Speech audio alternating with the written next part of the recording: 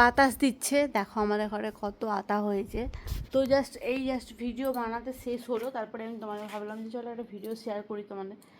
এত সুন্দর হয়েছে না গাইজ, আতাগুলো দারুণ হয়েছে। দেখো তোমাদের দেখা একটা, এখান থেকে দেখায়, দেখো এই দেখো, এই সরি এইখানে একটা আছে, তো এই দেখো এখানে একটা আছে।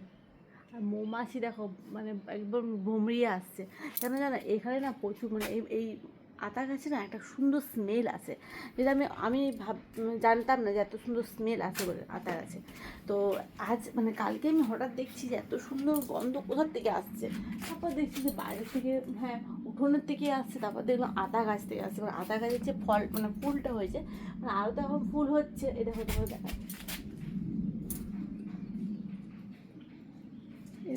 মনে হচ্ছে মরে গেছে নাকি, ফুলটা না হবে মনে হচ্ছে।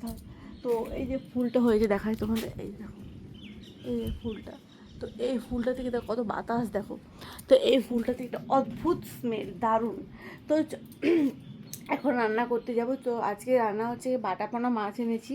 বাটাপোনা মাছের কী করবো, সর্ষে দিয়ে করব, টমেটো দিয়ে, আর হচ্ছে কি কচু দিয়ে, আর কচু দিয়ে, আর কি শাক ছিল ওটা, কচু দিয়ে একটা তরকারি করেছি শাকের, আর পুনকা শাকের, কচু দিয়ে পুনকা শাকের তরকারি, আর হচ্ছে গিয়ে ভাত।